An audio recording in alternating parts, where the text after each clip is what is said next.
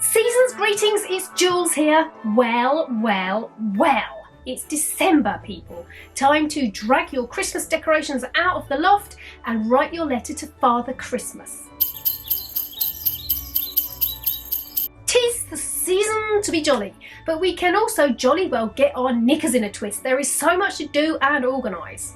And this is where the bullet journal really comes into its own. So keep watching and I'll go through my December setup, including how to get your Christmas card list done and a look forward to 2020. The theme this month is postage, inspired by this washi tape. Grab yourself a hot toddy and a mince pie and come and plan with me. If you haven't been here with me before, welcome and thanks for finding me. It's this time of the year that I always get this song stuck in my head like a ridiculous earworm.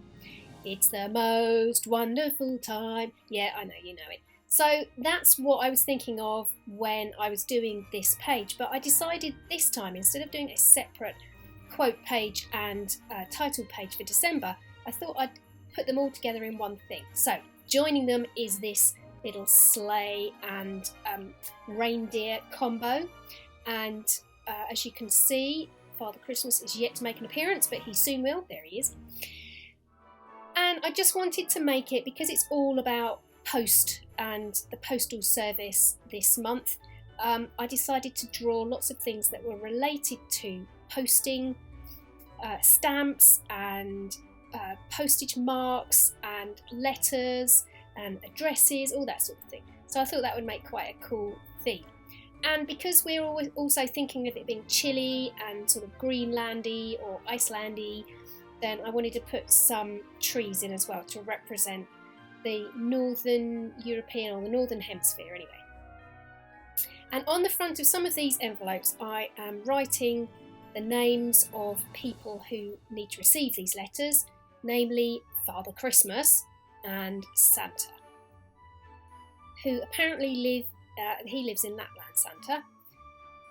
Going over it with my green pen, I've used this green, they're the Super Tips pens which I normally use, but I just wanted to use green and red. It's very traditional, but I just feel like those are the colours that we're seeing most of at this time of the year. And I know it's a bit of a cliche, but I thought if I can use them sparingly, and also the fact that I'm not doing tinsel or baubles or something like that, I'm doing postage as a theme, I thought that might just work. So I'm also using a little bit of a darker green, and I'm also using a grey as well that you'll see in a moment. There's the darker green and there's the grey, just to have a bit of drop shadow around them. And there you go, there is my first page. Just going to also use a tiny bit of brown just to fill in the reindeer and Father Christmas's sleigh. And there's our Queen. We have the Queen on the stamps in the UK, and there is the finished piece. Moving on to the monthly spread, I decided this month I'm just going to do simple boxes. I think they're 4x4, and actually I think I've used, because of my spacing, I've used the 6th box, I've made that wider, so I think that is 5 or 6x4, so that I can put the 2 weekend days together. You will notice I've got little black dots across there to put the date in, but you might notice that I actually made a bit of a mess up with my dates when I did the dates in white. I actually missed out a day. I put something like the 21st and then the 23rd, so I had to go back over it, and when I noticed it, and just black out the dates that I'd got wrong, and then went over them again when it had dried properly, went over it with white. And I'm using a jelly roll pen for white. You've got to use the size 10, not the size 0.8 that they do, otherwise I find the 0.8 doesn't cover over any colours, including black. Grasshopper mind is another way of saying brain dump. So this is the page that I'm going to put all of the things that come to me in the middle of the night, or when I'm washing up or something. And to make it easier to find, I'm also going to put a little tag on the edge of the page so that I can find it easily without having to thumb through loads of pages to find it. This is my first weekly spread, and I'm going right across the page. I've never done this sort before because where it straddles that middle spine, I've always thought that perhaps it's going to be tricky to write on, but I'm going to give it a go and see how I get on. To put the dates in, I've used these little round red dots, but I'm making them look like tiny baubles on this first page. On the second page of weekly spreads, I'm going to do holly leaves instead, just to sort of ring the changes a little bit and to make it differentiated enough.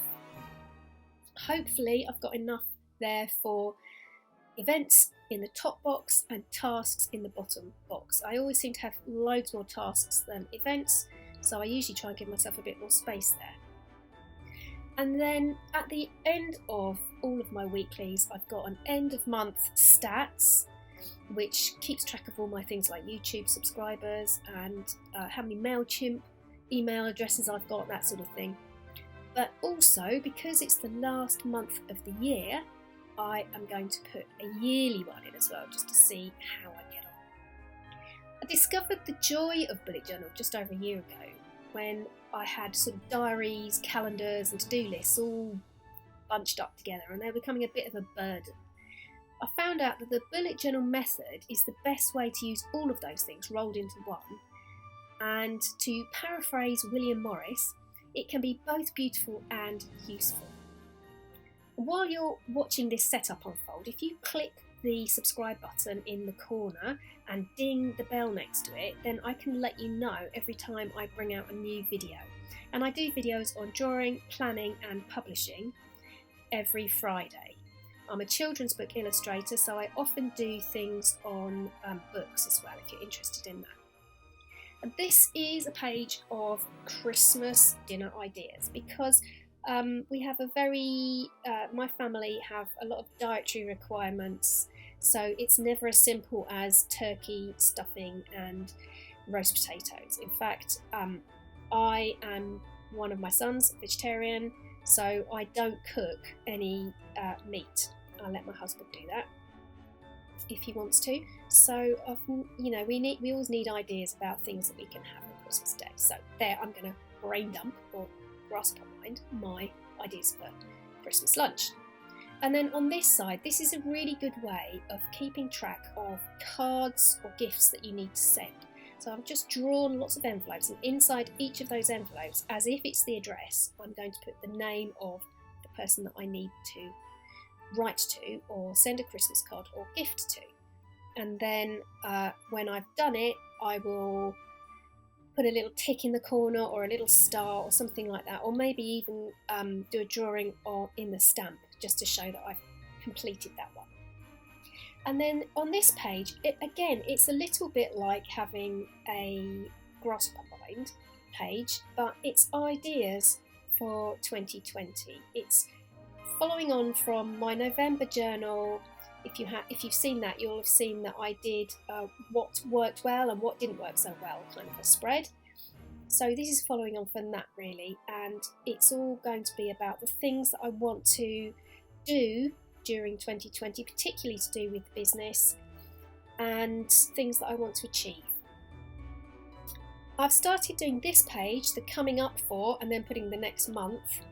I've started doing this quite regularly now because I find it quite handy to be able to flick to the back of this month and start planning for next month. So next month is also next year. I can't believe I've been doing these videos now for just coming up for an entire year.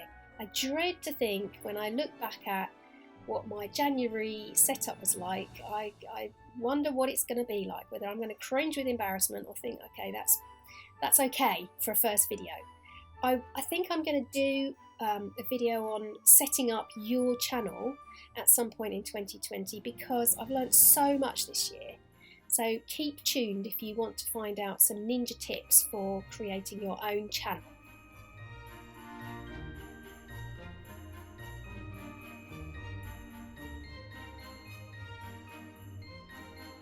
Next time we meet, it will be a new year and a new decade. So tell me in the comments below, what was the best thing you did in 2019? I think my favourite thing was holding some teeny tiny little quails that had just been born from their shells in my hand. I had about 5 of them. It was so cute! Join me next week for some Draw With Me Christmas cards for the people that you really love. It'll be fun, easy and a brilliant way to chill out in this slightly manic build up to Christmas. I'm off to milk a turkey. I'll see you next time. Nanu nanu!